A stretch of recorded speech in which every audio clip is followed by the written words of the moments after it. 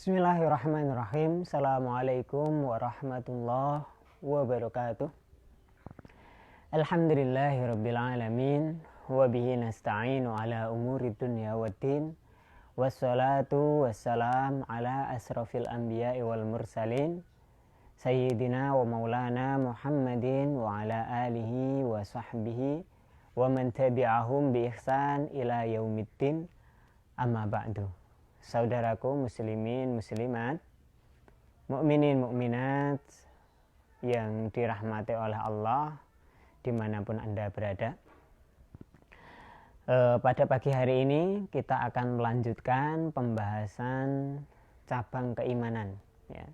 Dan kita sampai pada cabang iman yang ke-13. Cabang iman yang ke-13 adalah tawakal, ya, tawakal. Jenengan pasti tahu, ya, atau mungkin sering mendengar tentang tawakal. Apa itu tawakal? Ya, tawakal adalah sikap berpasrah diri, sikap menyerahkan urusan kepada Allah Subhanahu wa ta'ala, ya. Tawakal, wakala, yaitu mewakilkan sesuatu kepada Allah Subhanahu wa ta'ala. Sikap tawakal ini tumbuh dari seorang mukmin dikarenakan seorang mukmin sangat menyadari bahwa tidak ada yang bisa mendatangkan kemanfaatan dan tidak ada yang bisa menghilangkan kemudaratan kecuali hanya Allah Subhanahu wa ta'ala. Seorang yang beriman menyadari penuh bahwa Allah Subhanahu wa ta'ala itu qadirun ala kulli syai', ya, ala kulli syai'in qadir. Allah Subhanahu wa ta'ala berkuasa atas segala sesuatu. Kekuasaan Allah itu mutlak. Kekuasaan Allah itu menguasai segala sesuatu.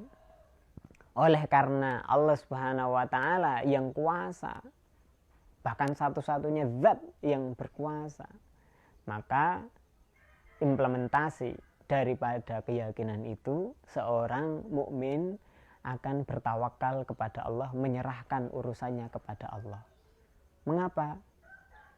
Ya, karena Dia yang berkuasa.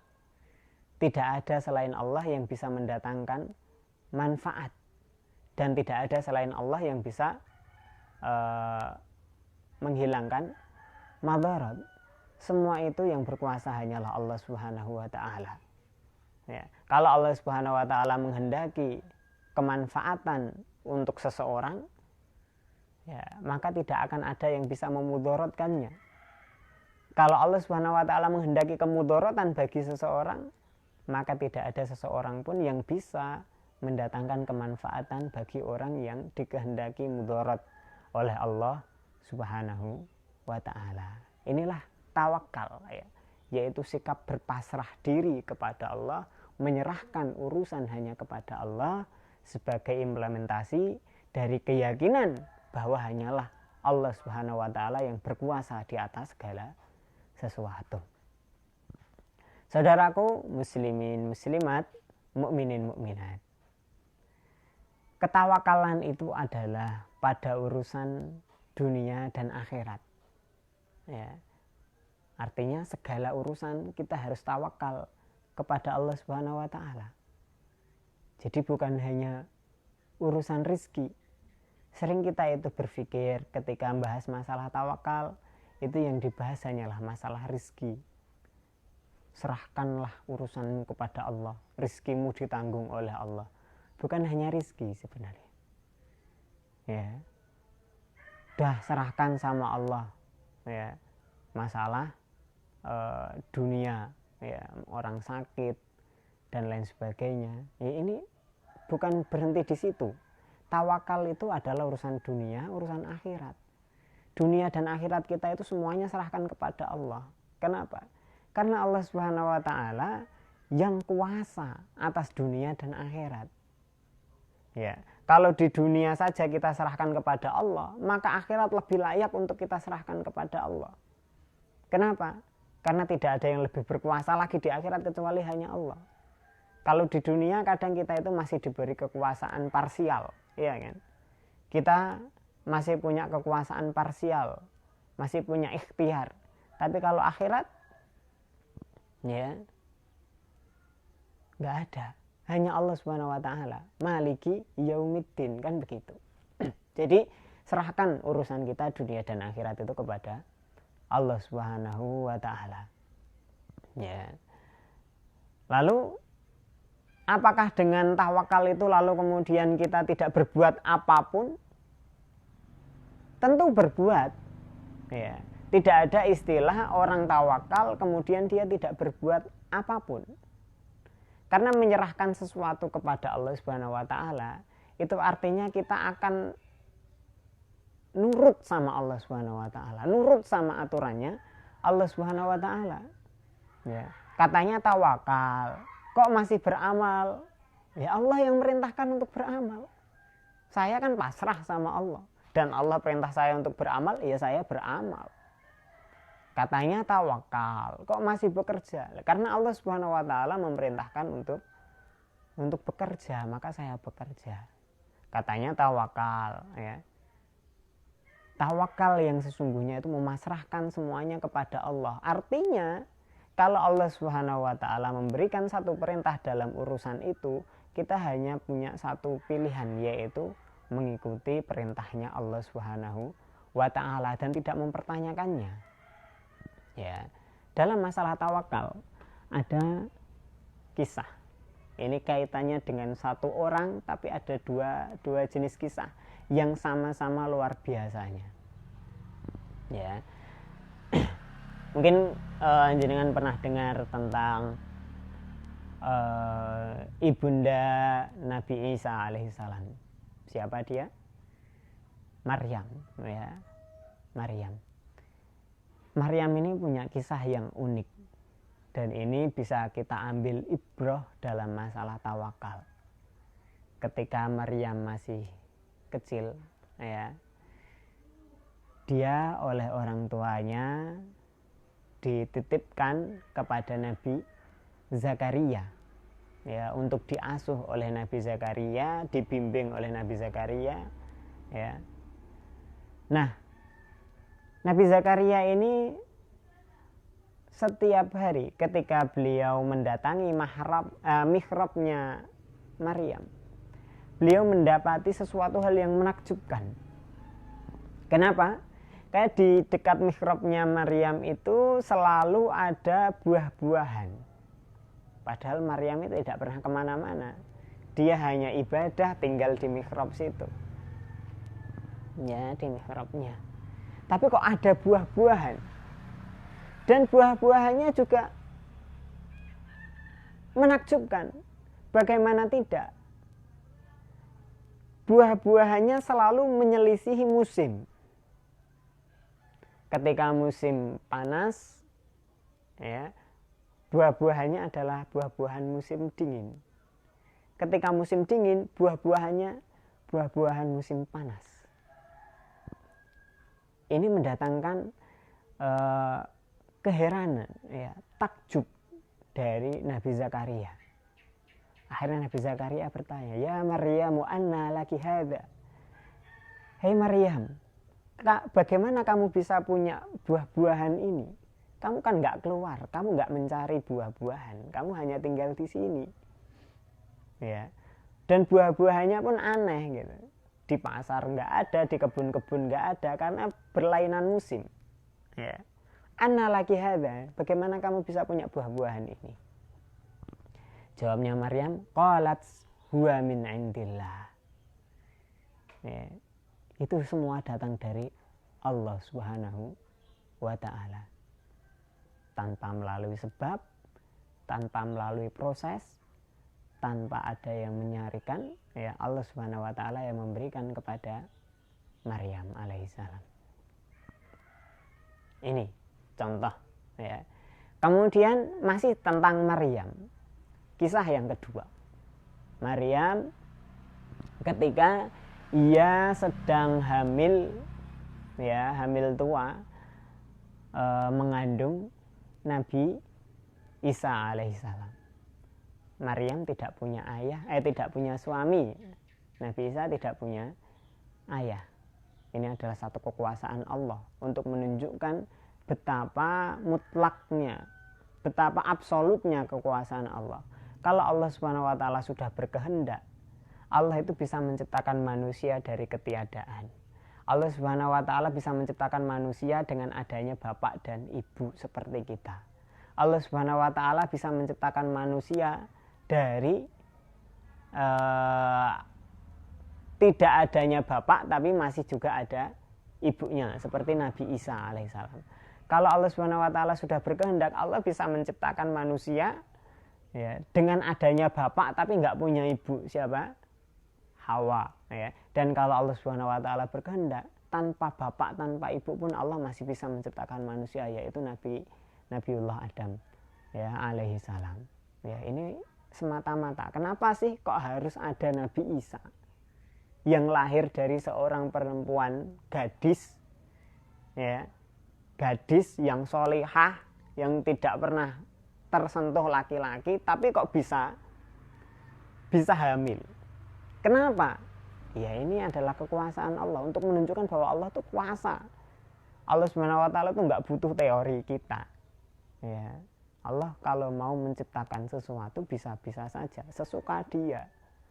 Ya, wanita hamil tanpa suami pun, ya, bisa. Ya, Nabi Isa itu. Ketika Maryam hamil, Nabi Isa hamil tua, dia akan mengasingkan diri. Ya, menunggu hari persalinannya sendirian. Tidak ada orang yang membantu. Ya. Ketika dia merasa lemah, ya lemah karena hamilnya, lemah karena keadaannya. Namanya orang hamil, ya dia kan merasa lapar, merasa haus dan lain sebagainya.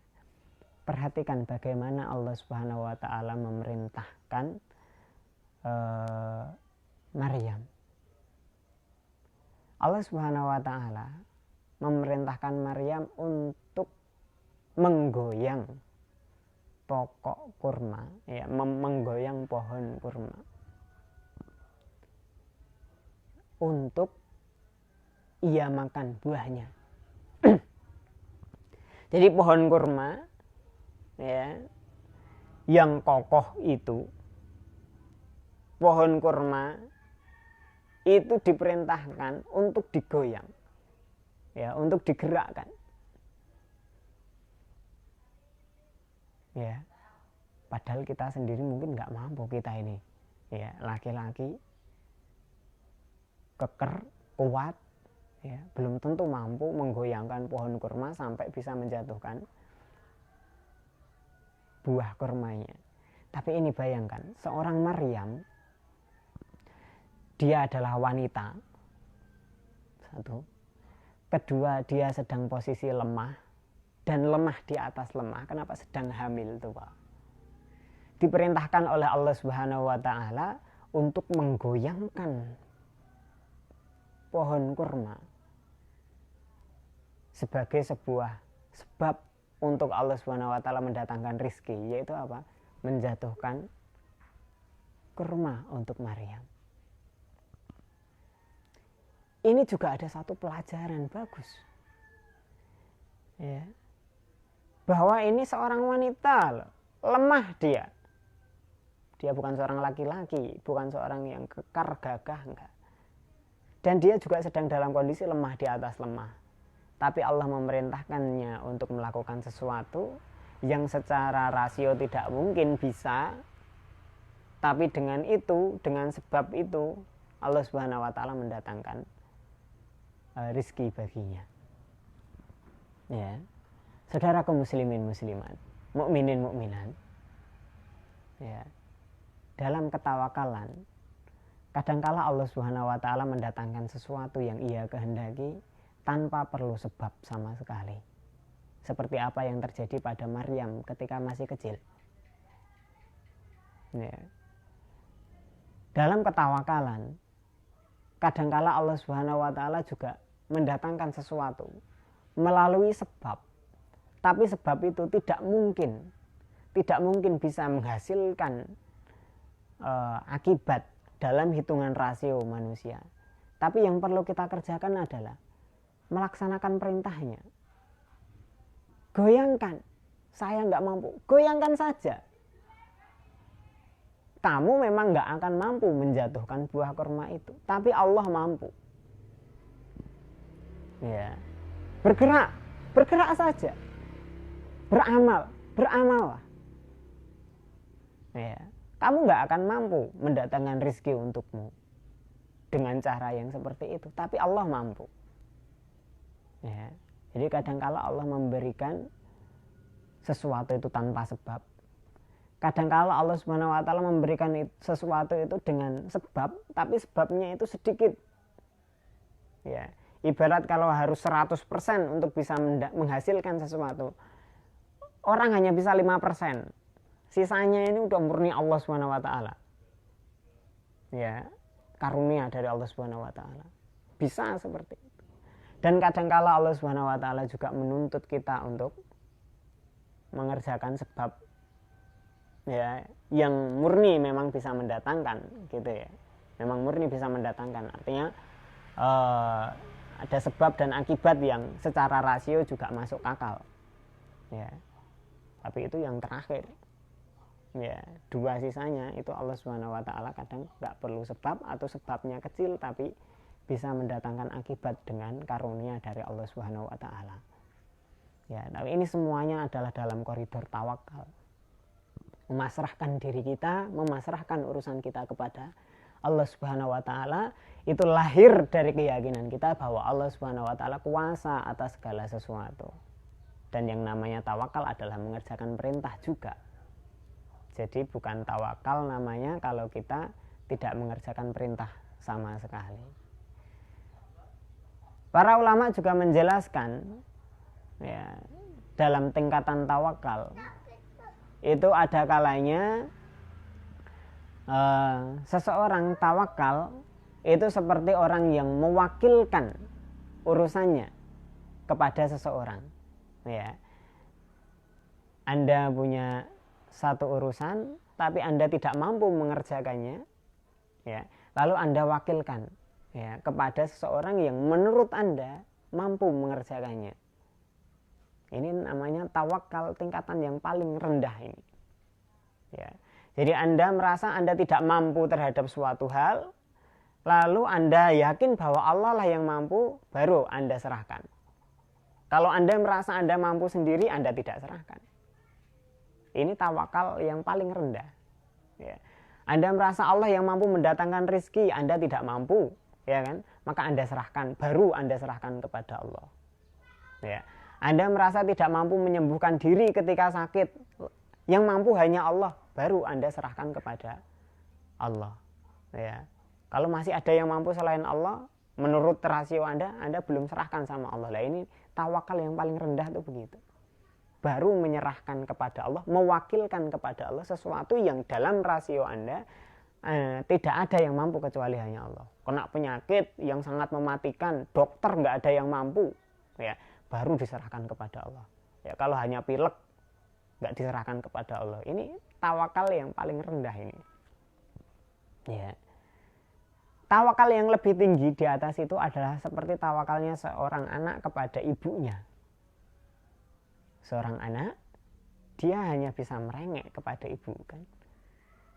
Ketika dia kesusahan, dia akan merengek, "Bu, bantu." Ya. Ketika dia mau makan, "Bu, makan." Dia mau minum, "Bu, minum." Minta, ya. Tergantung terus dia sama ibunya. Tapi meminta, ya, masih ada di situ meminta, "Bu, Bu." Ya. Kalau nggak ada ibunya, dia akan merengek, "Ibu." Ya. Jadi tergantung sekali. Ya, seperti itu tawakal tingkatan yang kedua antara seorang hamba dengan Allah, seperti seorang anak kepada ibunya, ya. Dan ada permisalan yang lebih tinggi di sisi Allah Subhanahu wa taala, tapi ini hanya mendekatkan saja. ada tawakal yang lebih tinggi dari itu. Ya, dan disebut oleh para ulama tawakal yang paling tinggi adalah menyerahkan diri kepada Allah seperti seorang mayit menyerahkan dirinya ya, kepada sang pemandinya, ya, orang yang memandikannya. Ini lebih tinggi lagi. Kenapa? Karena mayit dia hanya ikut saja sama yang memandikannya kan. Nggak ada mayit yang dimandikan itu terus dia berontak kan, tidak. Ya. Jadi dia merasakan kekuasaan Allah Subhanahu Wa Taala itu pada dirinya, seolah-olah dia itu ya sudah tidak bisa ngapa-ngapain kecuali hanya digerakkan oleh Allah Subhanahu Wa Taala. Ini tawakal yang paling tinggi. Ya, tawakal yang paling tinggi.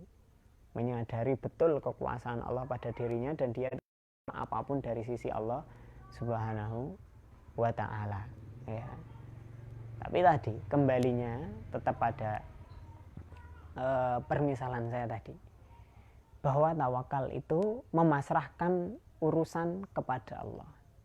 Artinya juga adalah mentaati perintah dari Allah Subhanahu Wa Taala. Ya, tawakal urusan dunia, kenapa kamu nyari rizki? Allah perintahkan.